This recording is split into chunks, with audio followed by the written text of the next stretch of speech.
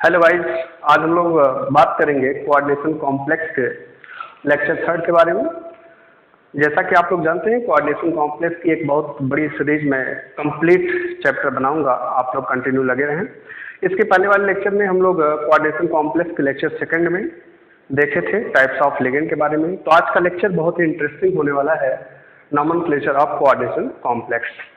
Nomenclature, जब कहीं भी कॉम्प्लेक्स की या किसी भी ऑर्गेनिक कंपाउंड की नॉमेनक्लेचर की बात आती है तो जाहिर सी बात है हमारे दिमाग में एक सिस्टम आता है, वो सिस्टम कहलाता है IUPAC, international union of pure and applied chemistry. मतलब किसी भी कॉम्प्लेक्स या किसी भी कंपाउंड की जो नेमिंग होती है वो IUPAC सिस्टम के अंतर्गत होती है। तो हम लोग क्या करेंगे, IUPAC सिस्टम के अंतर्गत कॉम्प्लेक्स की नेमिंग करेंगे। तो आइए देखें, IUPAC nomenclature.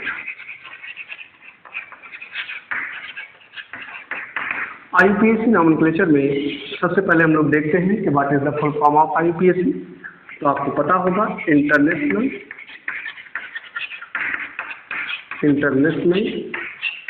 Union of pure and applied chemistry.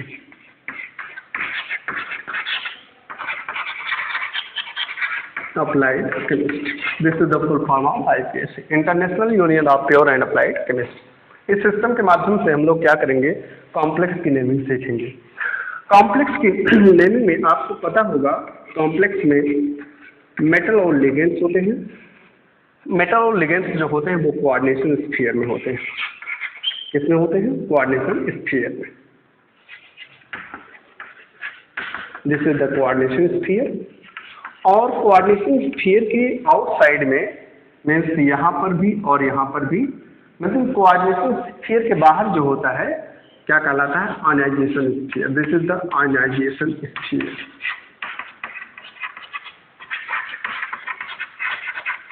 Ionization sphere. Ionization sphere के एक नेम और होता है, काउंटर आयन। Counter ion. अभी हम लोग इसके बारे में और डिटेल बात करेंगे। तो कॉम्प्लेक्स की नेमिंग करते समय आपको सबसे पहले नेमिंग मेटल की सीखनी होगी, लिगेंड्स की सीखनी होगी, फिर आयनों की। फिलहाल आयनों की कोई नॉमेनक्लेचर नहीं होता, आयनों को जैसे तैसे लिख देते हैं। तो हम लोग बात करेंगे लिगेंड की नेमिंग और मेटल की नेमिंग। आपको पता होगा कॉम्प्लेक्स में ये मेटल और लिगेंड्स जो होते हैं इंपॉर्टेंट होते हैं। तो पहली बात हम लोग करेंगे naming of ligands. Naming of ligands. Ligands की नेमिंग सीखने के पहले हम लोग एक बार चर्चा को रिमाइंड करते हैं। कोऑर्डिनेशन कॉम्प्लेक्स के लेक्चर सेकंड में हम लोग बात किए थे types of ligands on the basis of denticity. Denticity का मतलब ये होता है कि कोई भी कॉम्प्लेक्स में अगर लिगेंड्स जितने इलेक्ट्रॉन पेयर सेंट्रल मेटल को प्रोवाइड कर रहे हैं वही नंबर डेंटिसिटी कहलाती है। अर्थात अगर किसी भी कॉम्प्लेक्स में लिगेंड्स मेटल को एक इलेक्ट्रॉन पेयर प्रोवाइड कर रहा है तो उसकी डेंसिटी 1 होगी, और ऐसे लिगेंड्स को मोनोडेंटेड बोलते हैं। अगर 2 इलेक्ट्रॉन पेयर मेटल को प्रोवाइड कर रहा है तो उसकी डेंसिटी 2 होगी। अगर 3 इलेक्ट्रॉन पेयर प्रोवाइड कर रहा है तो उसकी डेंसिटी 3 होगी। इस बिहाफ पे हम लोग लिगेंड्स को क्लासिफाइड किए थे। देखो, जैसे सपोज करो ये कॉम्प्लेक्स है, ये मेटल है। अगर लिगेंड्स जो है सेंट्रल मेटल को एक इलेक्ट्रॉन पेयर प्रोवाइड कर रहा है तो इसको मोनोडेंटेड बोलेंगे, क्योंकि इसकी डेंसिटी 1 होगी। बात नहीं? तो आज हम लोग बात करेंगे नेमिंग ऑफ कॉम्प्लेक्स की। जब नेमिंग की बात होती है तो वहां पे लिगेंड्स महत्वपूर्ण होता है। तो आज हम लोग लिगेंड को कंटिन्यू और कर रहे हैं, टाइप्स ऑफ लिगेंड के बारे में और देखते हैं। तो चार्ज के बिहाफ पे लिगेंड्स को 3 भागों में डिवाइड किया गया है। पहला है एनायनिक लिगेंड्स, कैटायनिक लिगेंड्स और न्यूट्रल लिगेंड्स। तो पहली बात हम लोग बात करें, पहला है anionic ligands. Anionic ligands. Anionic ligands क्या होते हैं? नाम से स्पष्ट है, एन आयन मीन्स क्या होता है? Negative charge. मीन्स ऐसे लिगेंड्स जिनके पास नेगेटिव चार्ज होता है। Means those ligands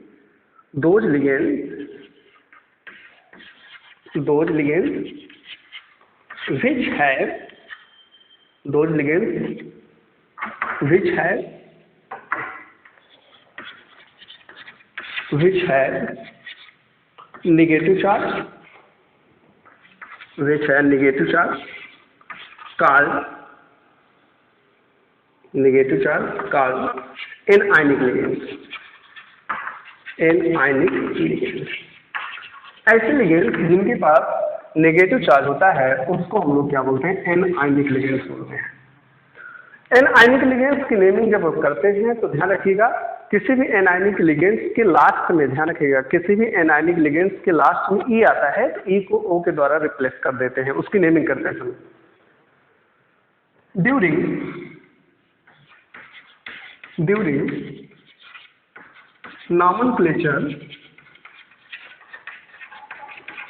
nomenclature of anionic ligands,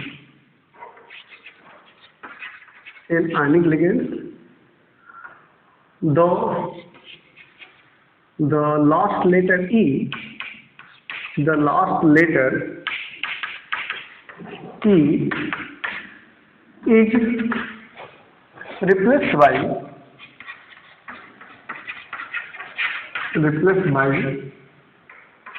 letter O। बहुत ही महत्वपूर्ण पॉइंट है। एनायनिक लिगेंड्स की नेमिंग करते समय जो एनायन लिगेंड्स के लास्ट में ई होता है, ई को ओ के द्वारा रिप्लेस करा देते हैं, ठीक ना। फॉर एग्जाम्पल यहाँ पे हम लोग क्या करेंगे, थोड़ा सा देखिए जरा।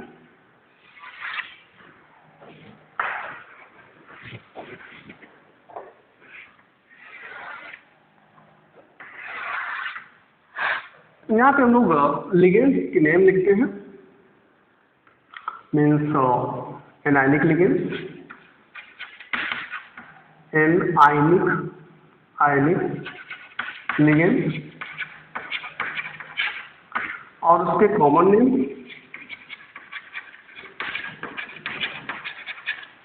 और उसके नेमिंग या नॉमेनक्लेचर।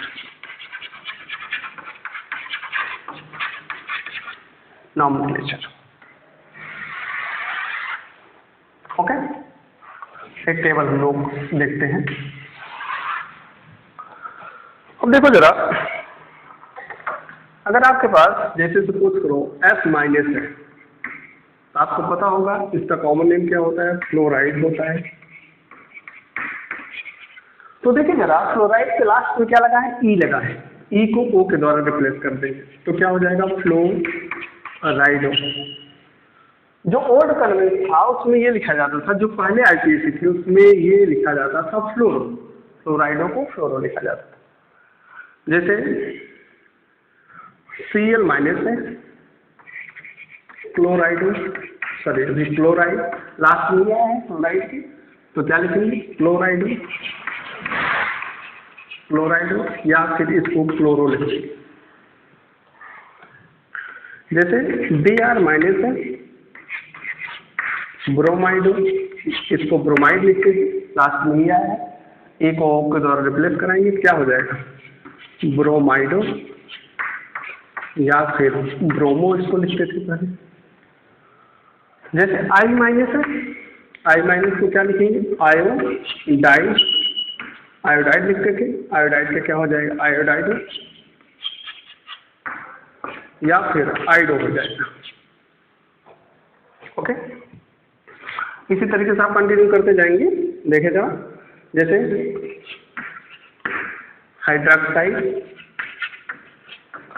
हाइड्रॉक्साइड को क्या लिखते हैं? हाइड्रॉक्साइडो। ओके, जैसे O2 माइनस, ठीक ना। O2, पहले हम लोग O माइनस को लिखें। O माइनस ऑक्साइड है, ऑक्साइड के लास्ट में ही है, ऑक्साइडो हो जाएगा। फिर इसके बाद O2 माइनस, इसको बोलते हैं परऑक्साइड। परऑक्साइड का क्या हो जाएगा? पराक्साइडो। फिर O2 माइनस, इसको बोलते हैं बेटा सुपर ऑक्साइड। सुपर ऑक्साइड में क्या हो जाएगा? सुपर ऑक्साइड, सुपर ऑक्साइड है, ओके। NH2 माइनस एमाइड, एमाइडो नीचे दिख रहा है। फिर इसके बाद NH2 माइनस, इसको लिखते हैं इमाइड। इमाइड का क्या हो जाएगा? इमाइडो। शायद अब नीचे नहीं दिखाई देगा, अब मैं इधर लिखूंगा। ये सब क्या है? ये सब ध्यान रखिएगा, ये सब आपके एनायनिक लिगेंड्स है। एनायनिक लिगेंड्स के लास्ट में ई आया है, ई को ओ के द्वारा रिप्लेस करके हम इस तरीके से कॉम्प्लेक्स में नेमिंग करते हैं।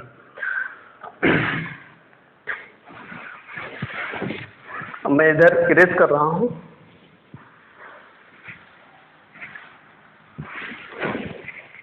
और भी एनायनिक लिगेंड्स हैं, ध्यान रखिएगा।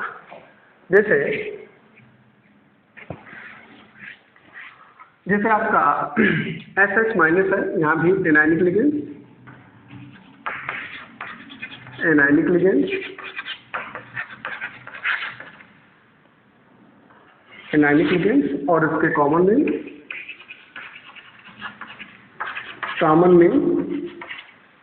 कॉमन नेम इसी में मैं लिखूंगा, चूंकि स्पेस कम है तो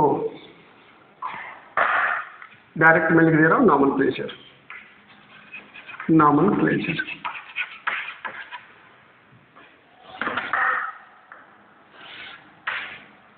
नॉमेनक्लेचर। अभी देखिए मैं कंटिन्यू कर रहा हूँ। अब जैसे आपने देखा यहाँ तक इमाइड तक हम लोग देखें।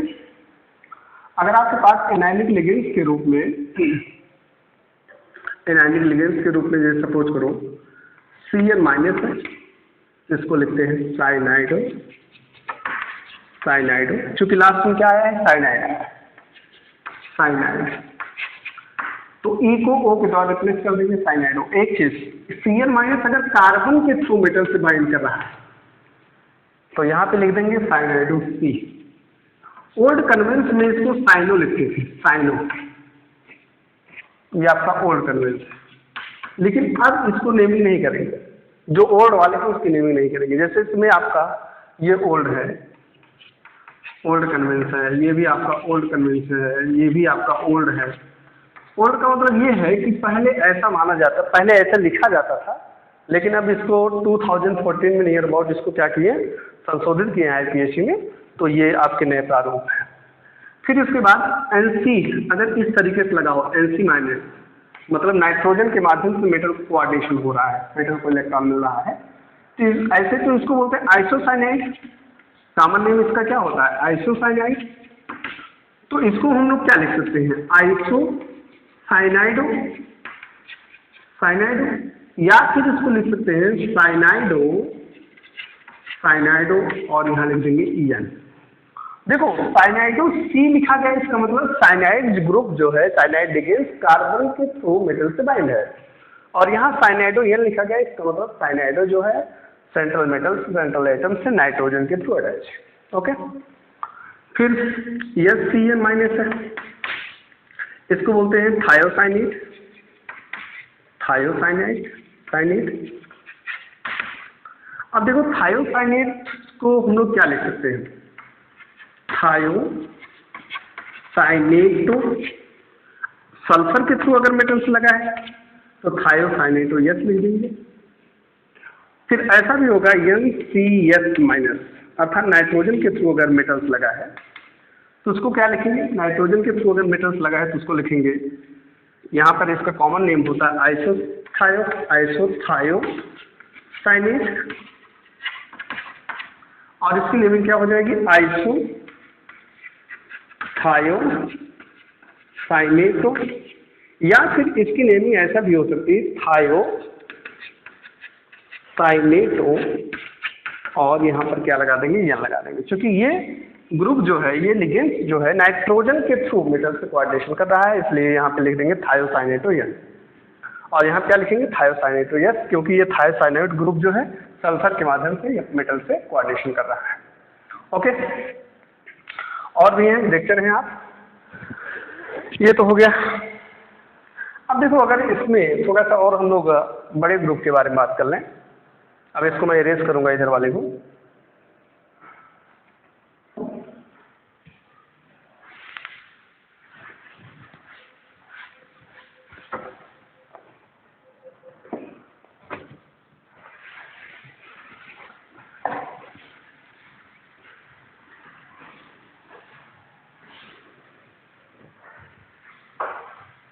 और भी है, देखते रहे आप।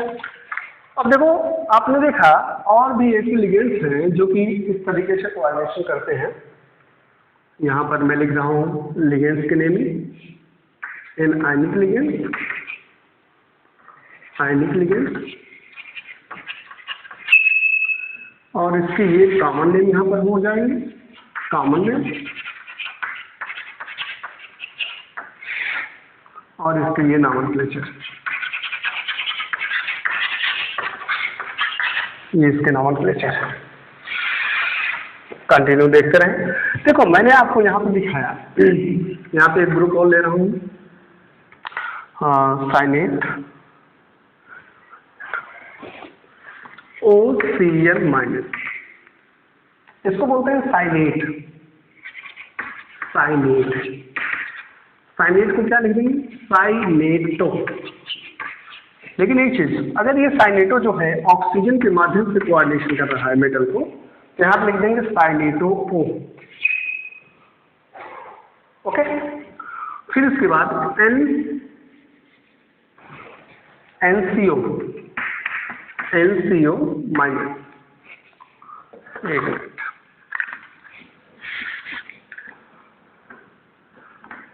NCO minus. अगर ये नाइट्रोजन के थ्रू कोऑर्डिनेशन कर रहा है, इसको बोलेंगे आइसोसाइनेट, या यहाँ पे तो आइसोसाइनेट। वैसे तो इसको आइसोसाइनेटो भी लिख सकते हो, आइसोसाइनेटो भी लिख सकते हो, परंतु इसको ऐसा लिखना ज़्यादा अच्छा होगा, साइनेटो एंड। ये सब आपके इम्बीडेंटेड लिगेंड्स हैं। इम्बीडेंटेड लिगेंड्स का मतलब क्या होता है कि जिसकी डेंसिटी जो होती है, जो दो या दो से अधिक ग्रुप के माध्यम से मेटल से कोऑर्डिनेशन कर सकता है, ठीक है। फिर और भी ग्रुप हैं, जैसे CH2 NH2, CH2 3 double bond O minus. इसका जो कॉमन नेम है वो है ग्लाइसिनेट। ग्लाइसिनेट क्लास में ही आया है, कि इसको भी हम लोग क्या करेंगे, क्या लिख देंगे,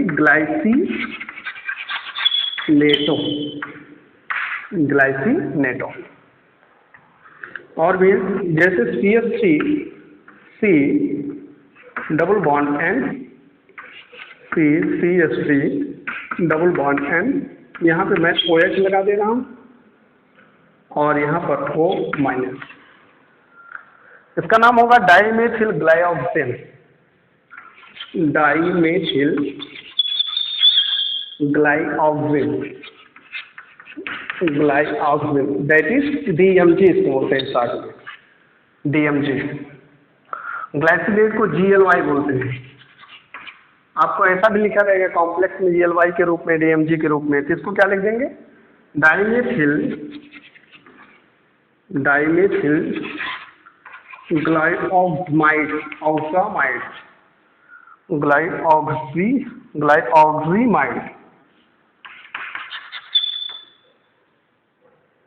ग्लाइऑक्सीमाइड, ये इसका कैसे होगा।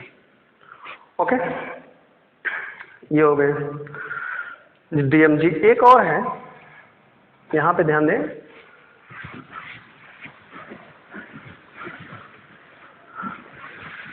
वैसे बहुत हैं, तो जो इम्पोर्टेंट है मैं आपको भी दे रहा हूँ।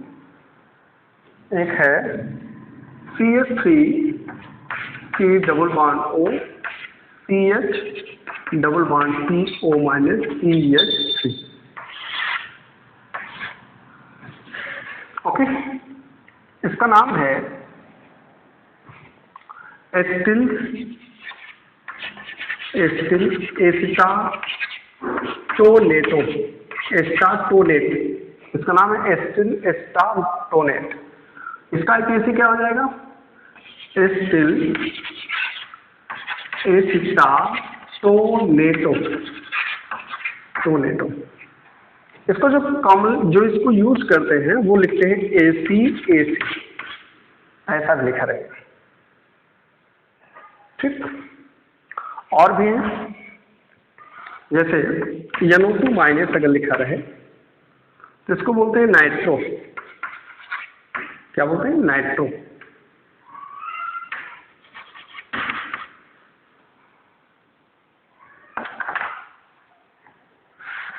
इसको बोलते हैं ऐसे नाइट्राइट।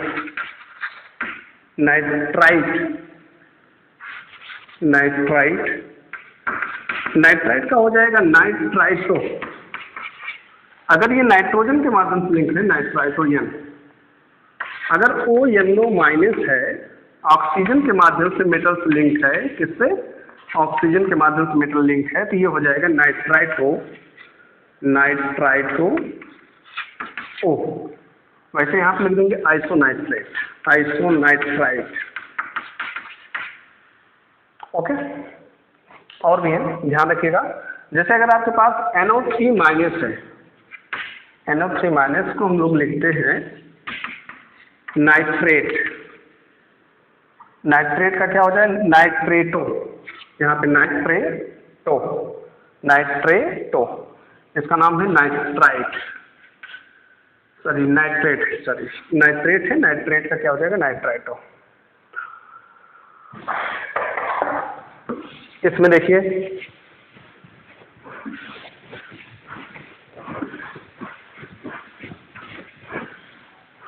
अब जैसे SO4 माइनस है, SO4 2 माइनस, तो इसका कॉमन नेम क्या होता है? सल्फेट होता है। सल्फेट का क्या हो जाएगा? सल्फेट है।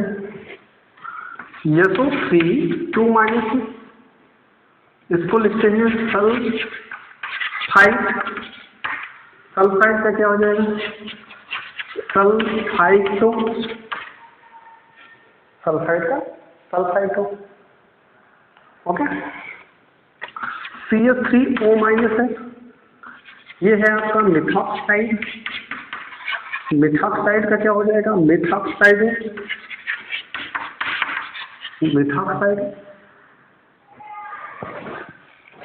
ओके,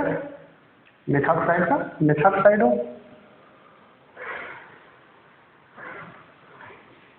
तो ये सब आपके क्या है? Anionic ligands. अब हम लोग बात करेंगे एनायनिक लिगेंड्स के बाद कैटायनिक और न्यूट्रल के बारे में।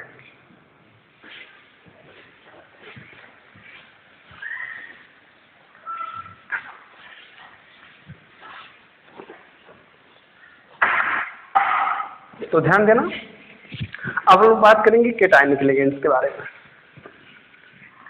सेकंड इज नेमिंग ऑफ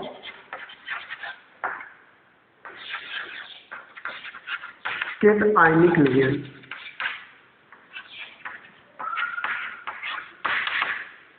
अभी तक हम लोग क्या कर रहे हैं? अभी तक हम लोग जो है लिगेंड्स की नेमिंग को सीख रहे हैं। तो जिसमें आपको 3 लिगेंड्स की नेमिंग सीखनी है, एनायनिक लिगेंड्स, कैटायनिक लिगेंड्स और न्यूट्रल की। अब हम लोग दूसरी बात करेंगे एनायनिक लिगेंड्स के बारे में, कैटायनिक लिगेंड्स के बारे में। तो कैटायनिक लिगेंड्स किसे कहते हैं? डोज लिगेंड्स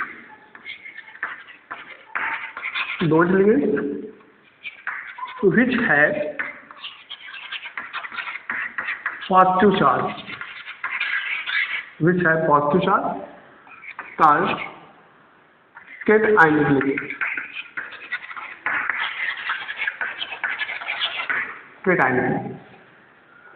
ये बहुत ज़्यादा नहीं है, बहुत सामान्य है। कौन कौन से देखिए जरा। जैसे आपका NO2 प्लस है। एक चीज पहले हम लोग लिख लेते हैं, इसकी नेमिंग कैसे करते हैं। During nomenclature of cationic ligand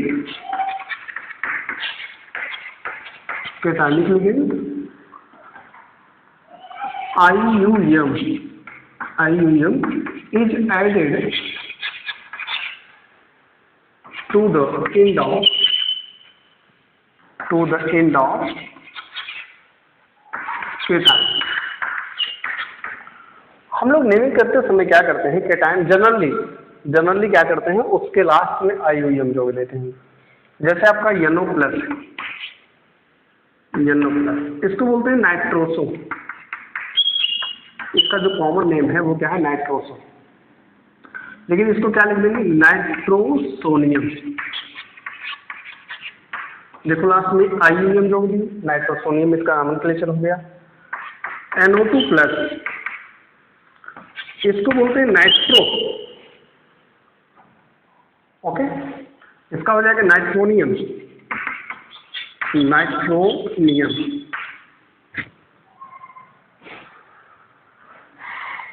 और है जैसे NH2 NH3+, इसको बोलते हैं, इसका जो नेम है वो हो जाएगा हाइड्राजीनियम।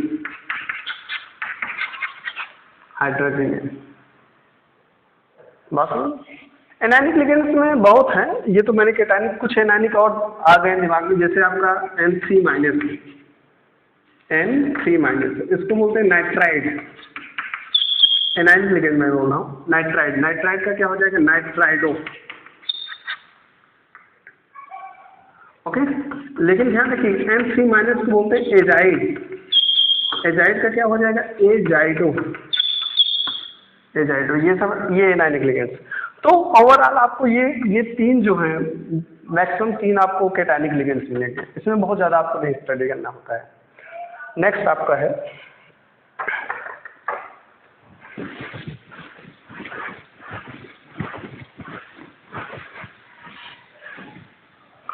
आप लोग कंटिन्यू लिखते चलें।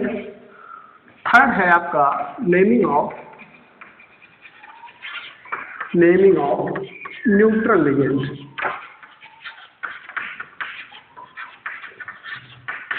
न्यूट्रल लिगेंड्स किसे कहते हैं, ऐसे लिगेंड्स जिसके पास कोई चार्ज नहीं होता है, और इस लिगेंड की नेमिंग करते समय कोई परिवर्तन नहीं करते, no modification. Means those ligands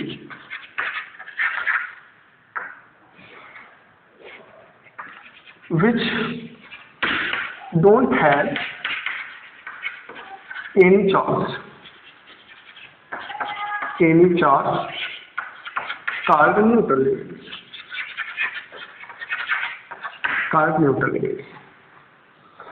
There is no modification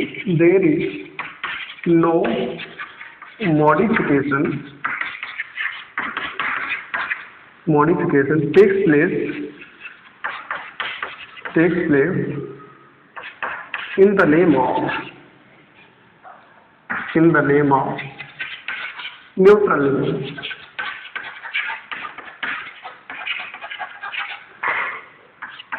exceptionally कुछ छोड़कर बाकी इसके नेमिंग में कोई मॉडिफिकेशन नहीं करते हैं। जैसे C6H6, इसका नाम बेंजीन है तो नॉमेनक्लेचर में बेंजीन ही लिखेंगे। बेंजीन स्ट्रक्चर आप जानते हो, बेंजीन का स्ट्रक्चर भी जानते रहो भाई, ये बेंजीन है। ये तो आपका बेंजीन नहीं कहा जाएगा, इसका एक्चुअल स्ट्रक्चर ये होता है, आपको पता होगा इसका एक्चुअल स्ट्रक्चर बेटा, ये डिजोनेटिव फॉर्म में। नेक्स्ट है आपका पिरिडीन। अब मैं स्ट्रक्चर के साथ ही बनाऊंगा। पिरिडीन को पिरिडीन ही लिखेंगे। पिरिडीन को NH2CO NH2, इसका नाम है यूरिया। तो ये सब क्या है, न्यूट्रल लिगेंड्स हैं, इनके ऊपर कोई चार्ज नहीं है, फिर भी ये सेंट्रल मेटल को लिगेंड्स प्रोवाइड करते हैं। ठीक है। नेक्स्ट आपका है NH2CO NH2 हो गया, CH2 NH2, ये क्या है, एथिलीन डाइमीन को एथिलीन डाइमीन ही लिखते हैं, इसको शॉर्ट में ये बोलते हैं एथिलीन डाइमीन। ओके, और भी जैसे NH3 को लिखते हैं, ये इसका नाम अमोनिया है लेकिन लिखते हैं अमीन। यही आपका एक सेक्शन है, एकांत में एक सेक्शन मिलेगा। जैसे अमोनिया को अमीन लिखते हैं, AMMINA। H2O है, इसको लिखते हैं एक्वा। क्या लिखते हैं? एक्वा, या पहले लिखते हैं फिर इसको एक्को, एक्वा या एक्को। ठीक, और भी है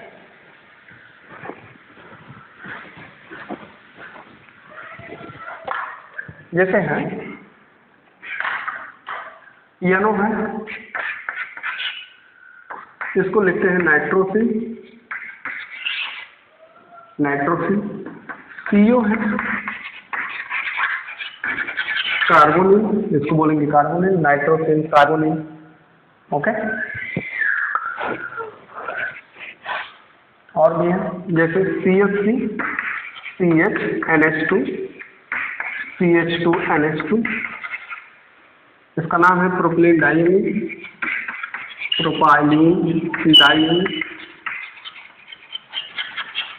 इसको लिखेंगे PN, शॉर्ट में इसको PN लिखते हैं, प्रोपिलीन डाइमीन को प्रोपिलीन डाइमीन लिख देंगे।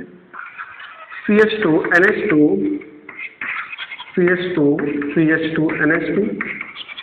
इसका नाम है ट्राइमेथिलीन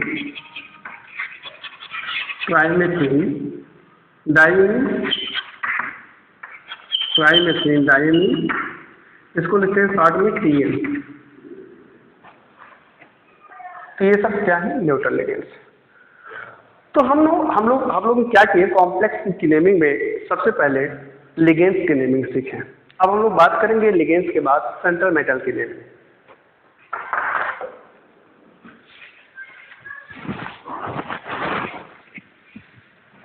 एक चीज ध्यान रखें, हमारी दूसरी मुख्य हेडिंग होगी naming of central atom.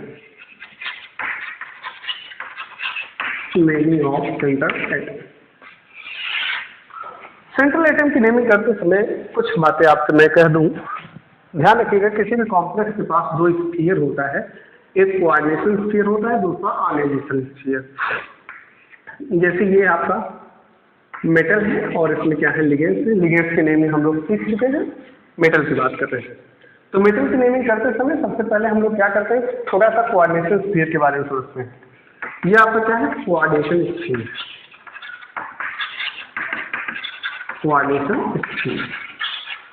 Coordination sphere की चाहे इस साइड या इस साइड क्या होता है, उसका काउंटर आयन होता है आयोनाइजेशन स्फीयर, जिसको बोलते हैं। ये आपका है आयोनाइजेशन स्फीयर। और इस आयोनाइजेशन स्फीयर को हम लोग क्या बोलते हैं? Counter ion. काउंटर आयन संगत वाला आयन।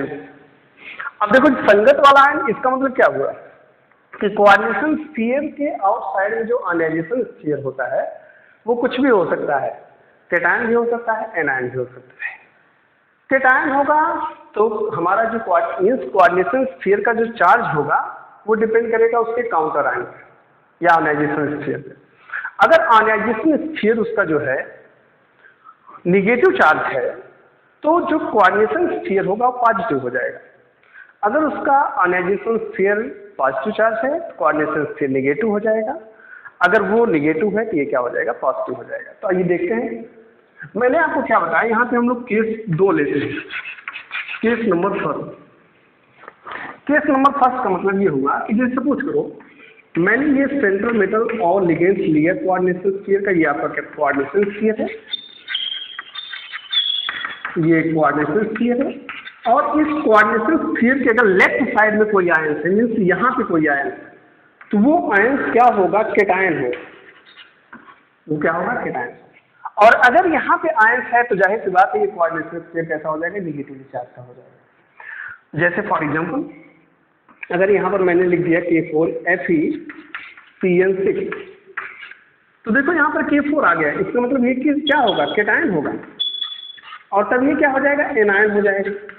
आप सोचेंगे सर कैसे, तो इसको अनाइज करके देख लीजिए। अनाइज करेंगे तो ये टूटेगा 4k plus Fe Cl6 power -4। देखो ये केटायन में टूटा है, this is the cation and this is the anion. तो जब हमारे पास कोऑर्डिनेशन, जब हमारे पास कॉम्प्लेक्स में आयनाइजेशन स्फीयर में केटायन हो अर्थात उसका काउंटर आयन केटायनिक फॉर्म में होता है, तो कोऑर्डिनेशन स्फीयर कैसा हो जाएगा, नेगेटिव फॉर्म हो जाएगा। ओके, हम लोग दूसरा केस लेते हैं। दूसरे केस लेने के लिए इसको हमको इरेज करना पड़ेगा।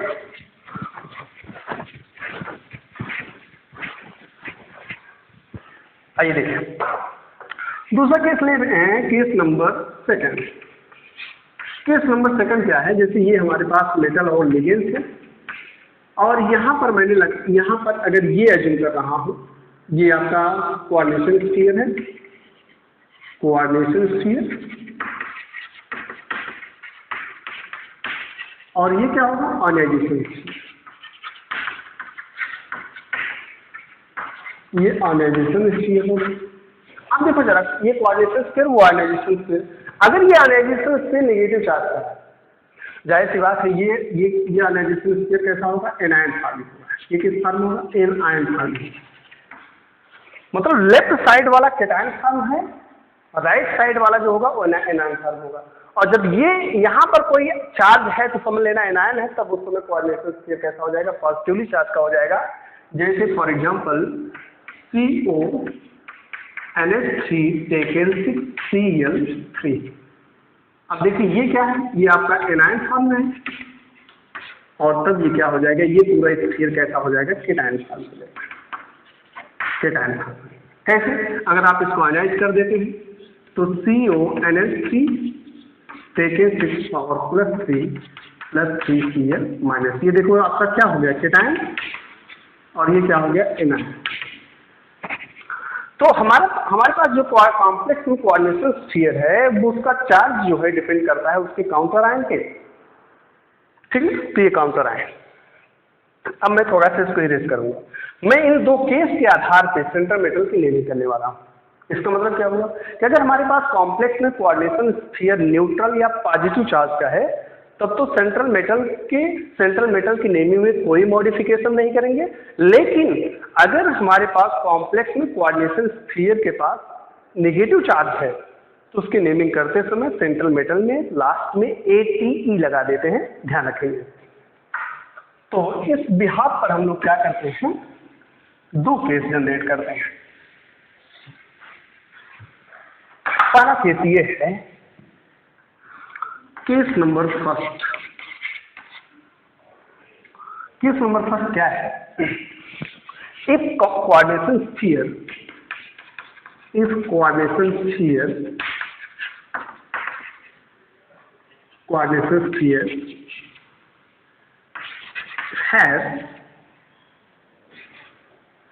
have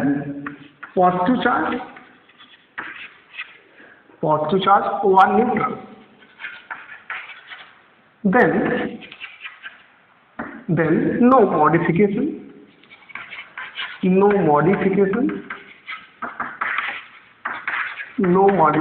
takes place to the central atom.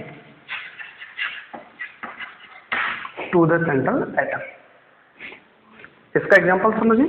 Example ये है, जैसे अभी आपने देखा CONH3 टेकन 6 पावर +3। तो देखिए जरा कोऑर्डिनेशन स्फीयर के ऊपर कैसा है, पॉजिटिव चार्ज। तो सेंट्रल मेटल की नेमिंग करते समय जैसे इसका नाम कोबाल्ट है, इसका नाम कोबाल्ट ही लिखेंगे, इसमें कोई परिवर्तन नहीं करेंगे नेमिंग करते समय। जैसे NiCl टेकन 4। अब देखो यहाँ पर क्या है, ये न्यूट्रल, इसके ऊपर कोई चार्ज नहीं है, न्यूट्रल है, कोऑर्डिनेशन स्फीयर न्यूट्रल है।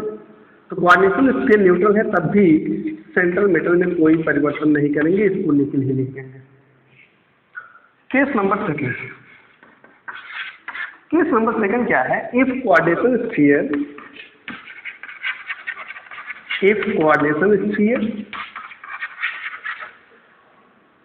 have negative charge negative charge. Then ATE is added to the end of central atom. मतलब अगर स्फीयर के पास नेगेटिव चार्ज है, ये आपका नेगेटिव चार्ज है, तो लास्ट में सेंट्रल एटम के लास्ट में क्या लगा देते हैं, ATE लगा देते हैं। फॉर एग्जांपल देखिए जरा यहाँ पर, जैसे FeCN टेकन 6,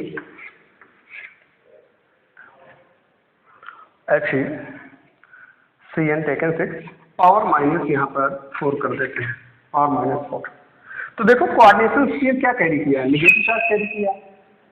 ऐसी स्थिति में अब जैसे आयरन या फेरम लिखते हैं, तो लेकिन इसको क्या लिखेंगे, फेरक लिखेंगे, FeRRAT, लास्ट में क्या लगा दिए, ATE लगा, फेरक। जैसे यही एग्जांपल लेते हैं, NiCN टेकन 4 पावर माइनस 2। अब देखो कोऑर्डिनेशन स्फीयर कैसा चार्ज रख रहा है, नेगेटिव चार्ज। अब यहाँ पे निकल नहीं लिखेंगे, बल्कि क्या लिख देंगे, निकलेट। क्या लिख देंगे, निकलेट, लास्ट में ATE लगा देंगे। आइए इसको हम लोग क्या करते हैं, एक चार्ट देखते हैं।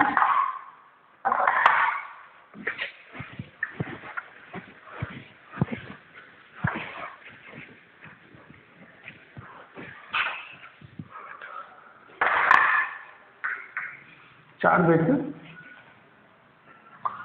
एलिमेंट या सेंट्रल एटम,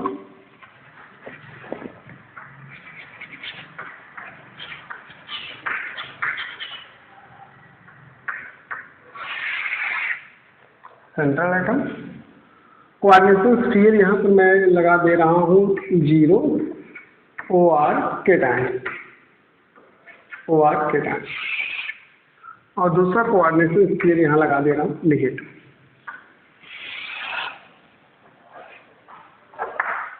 अब आप लोगों को पता होगा कोऑर्डिनेशन कॉम्प्लेक्स का फॉर्मेशन जो होता है वो ट्रांजिशन एलिमेंट करते हैं। ट्रांजिशन एलिमेंट में हम लोग फर्स्ट ट्रांजिशन सीरीज से बात करते हैं, क्योंकि फर्स्ट ट्रांजिशन सीरीज ही काफी कॉम्प्लेक्स का फॉर्मेशन करती है। तो आइए देखें, जैसे ये सी है, स्टैडियम, ध्यान रखिएगा इसका नाम होता है स्टैंडियम। अगर ये कोऑर्डिनेशन स्फीयर न्यूट्रल या पॉजिटिव चार्ज में है सेंट्रल एटम के रूप में, या सी अगर सेंट्रल एटम के रूप में न्यूट्रल या पॉजिटिव पाया जा रहा है, तो उसको स्टैडियम भी लिखेंगे, स्टैंडियम। और अगर इसमें पाया जा रहा है तो उसको लिखेंगे स्टैंडेड। तो आइए फटाफट देखिए, स्टैंडियम टाइटेनियम है, वैनेडियम है, chromium, manganese, ferrum, cobalt, nickel, copper और जिंक, ये सब है। तो टाइटेनियम, इसमें टाइटेनियम भी लिखा जाएगा, टाइटेनियम यहाँ पर क्या हो जाएगा, टाइटेनेट।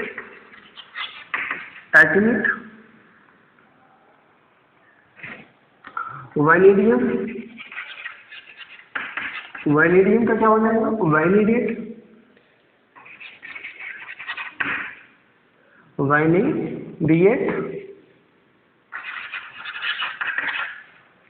क्रोमियम का क्या हो जाएगा, क्रोमेट। मैंगनीज का क्या हो जाएगा, मैंगनेट।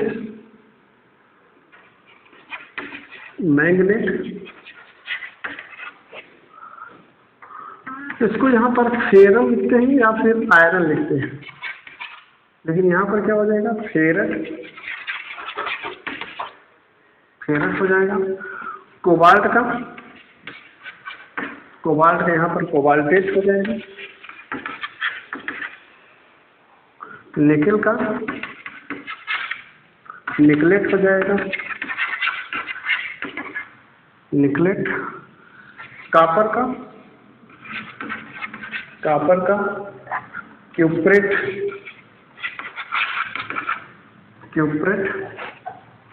जिंक का यहाँ पर हो जाएगा जिंकेट हो जाएगा। ये सब मैंने फर्स्ट ट्रांजिशन सीरीज के सारे एलिमेंट के बारे में बता दिए हैं। और भी कुछ है, देख लीजिए जरा।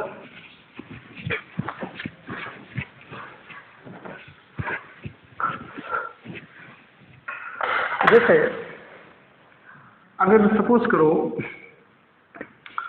पीबी है, लेड इसको लिखते हैं, मतलब न्यूट्रल में या फिर पॉजिटिव चार्ज क्या लिखेंगे, लेड ही लिखेंगे। और कोऑर्डिनेशन स्फीयर अगर निगेटिव हो तो उसको क्या लिखेंगे, प्लम्बेट।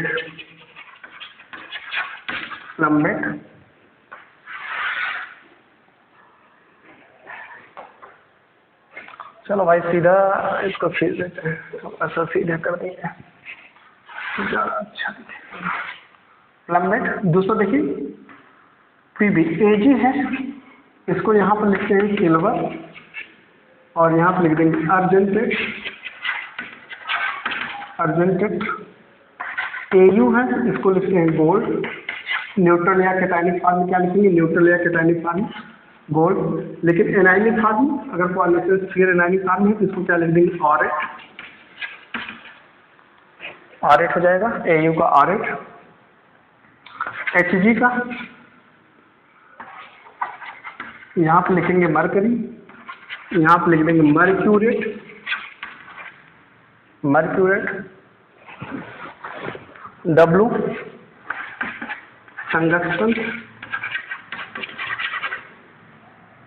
टंगस्टन।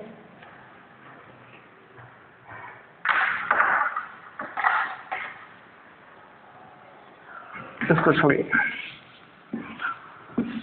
तो ये सब इसके क्या है, आपको मैंने बताया कि ये सब आपके सेंटर मेटल हैं। सेंटर मेटल की नेमिंग हम लोग इस तरीके से करते हैं।